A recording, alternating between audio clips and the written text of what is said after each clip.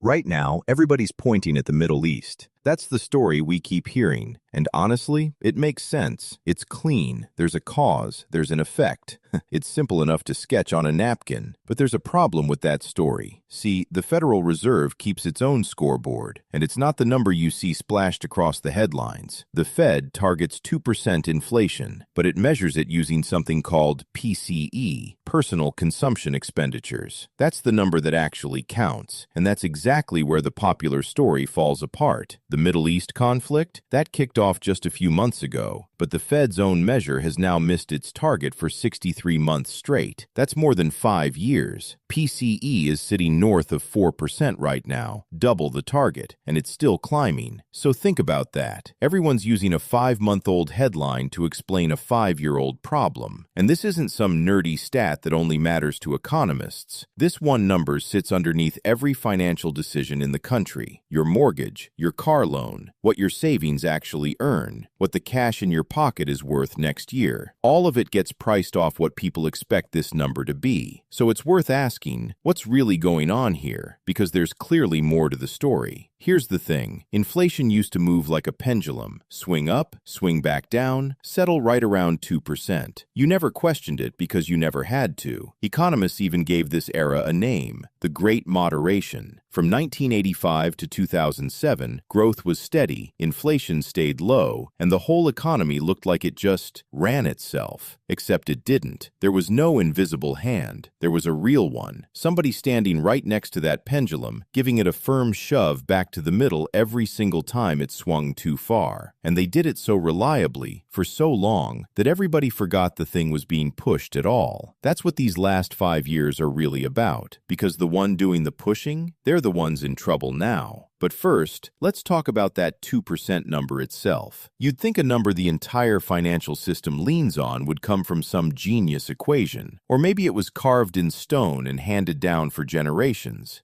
Nope, somebody just picked it. So why 2%? Central banks were weighing two things: the cost of having inflation versus the benefit of having a little bit of it. A little upward push on prices gives them room to steady the economy when things get shaky. So 2% became the happy medium. But why not go lower? Why not 0? Great question. On paper, 0 sounds perfect. In reality, it's a trap. When a recession hits, the Fed's go-to move is cutting interest rates. But if you're already at 0 inflation, rates are already near the floor. So the second trouble shows up. The Fed gets maybe one cut, then bam, it slams into 0, stuck, out of road. And that's how a normal recession can spiral into a decade-long depression. But you can't aim too high either. Push it to 4%, and prices double every 18 years. Businesses can't plan. Nobody can price a long-term deal without basically guessing. So 2% is the Goldilocks zone, high enough to keep a cushion between you and disaster, low enough that you barely notice it on a regular Tuesday. Trouble is, actually hitting it year after year, that's brutally hard. And for decades, the Fed made it look easy. We're only now finding out just how easy it really was. Let me show you the good part first. Back when the Fed still had room to work. Rewind to the late 70s. Inflation wasn't drifting, it was sprinting. It peaked at over 13.5%. At that pace, prices double in about 9 years. The dollar in your pocket was rotting while you held it, and everybody felt it. So who do you call when inflation's out of control?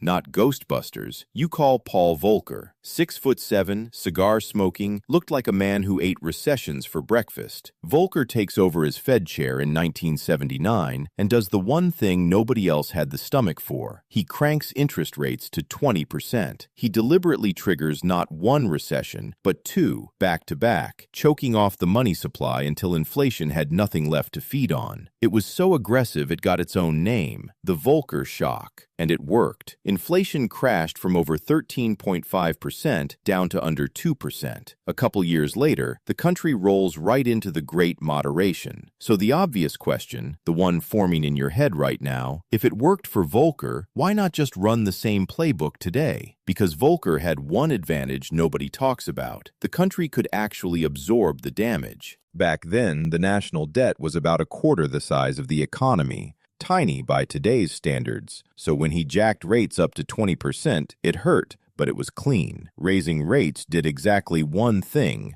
slammed the brakes. That world is gone. Today, the national debt is around 100% of GDP, a one-to-one match with the entire economy. The last time it was this high was World War II. And here's the part that really matters. When the Fed raises rates now, it pushes down in two places at once. First, the brakes. Higher rates, pricier loans, less borrowing, slower economy. Simple. But second, and this one's hidden, higher rates also mean the government pays more interest on the debt it already owes. And that bill is not small. We're talking around $1 trillion a year. That's more than the entire military budget. Back in 2021, interest ate up about 9 cents of every dollar the government collected. This year, 19 cents. And here's the twist. That interest doesn't just disappear. It lands in the hands of pension funds, banks, foreign governments, everyone who lent us money. And then it gets spent, or lent out again, or rolled into the next bond at the new higher rate. So the exact move that's supposed to pull money out of the economy, it quietly pushes money right back in. One foot on the brake, the other on the gas. And the heavier the debt, the harder that second foot presses. At 25% of GDP, you barely feel it. At 100%, both pedals are floored, and the brake is wired straight to the accelerator. Two economists saw this coming. Way back in 1981, Thomas Sargent and Neil Wallace wrote one of the most influential economics papers of the last 50 years. The title's a snooze, and honestly, I'd rather watch paint dry than read it twice. But the idea inside? Fascinating. They warned that if the government never runs a surplus, the central bank can't actually shrink the debt. All it can do is decide what form that debt takes, bonds or cash. That's it. Those are the two choices. So when the Fed fights inflation, it squeezes the cash side, which means the bond side has to grow to fill the gap. And bonds pay interest. So the longer the Fed holds the line, the faster that debt pile snowballs, which means the tightening that brings inflation down today is the exact thing that forces someone to print money later. The Fed isn't fixing the problem, it's just postponing it. And if you think this is some dusty theory with no relevance today, guess what? The new Fed chair just launched a task force to rethink how the Fed handles inflation. And one of the 3 people picked to lead it is Thomas Sargent, the guy who co-wrote that paper 45 years ago. Now he's being asked to help fix the exact thing he warned about. So inflation's clearly on the Fed's mind. But step outside and it's quiet. Gas got cheaper last month. Headlines say cooling. You'd think this whole thing already sorted itself out. Here's what people forget. The ground is always the last thing to shake. By the time you feel the earthquake, the fault line slipped a while ago, and the impact's already on its way. The headline numbers? They're the ground. They move last. Take housing. It's over 35% of the whole inflation basket, and it's the slowest moving piece in it. Rents lock in for a year, then reset in steps. So a big chunk of today's reading is measuring pressure that got released months ago. When the headlines say everything's calm, all they're telling you is the ground held yesterday. So you've got to work backwards. Strip it all down, and inflation is one thing, prices going up.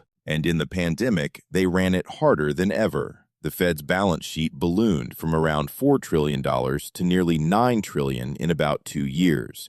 Then inflation caught fire. So they threw the printer in reverse, letting bonds expire without replacing them. That's quantitative tightening. And it worked so well, the money supply actually shrank. The last time that happened? The Great Depression. But you can't tighten forever or things start breaking. So late last year, they called it off. And then, quietly, started buying bonds again. The balance sheet they spent years draining is filling back up. The best answer I've heard comes from Warren Buffett. Somebody asked how he'd handle the deficit. His fix? Pass a law that says anytime the deficit runs past 3% of GDP, every sitting member of Congress becomes ineligible for re-election. He was laughing when he said it, but he's dead right. We've got an incentives problem. And it's not a left thing or a right thing. It's an American thing. Both sides do it. Think about it. Nobody builds a career in Congress by promising people less. So the incentives only point one way: spend more. Which is why the deficits run past 3% of GDP for basically the entire 21st century. This isn't a rough couple of years, it's structural. We've spent more than we bring in for a quarter century straight. And the problem compounds. The more we borrow, the more interest we owe. The more we owe, the more we borrow. Round and round. It's exactly the snowball Sargent and Wallace warned about. So I'm curious where you land on this. Is this something we need to tackle right now, or are people freaking out over nothing?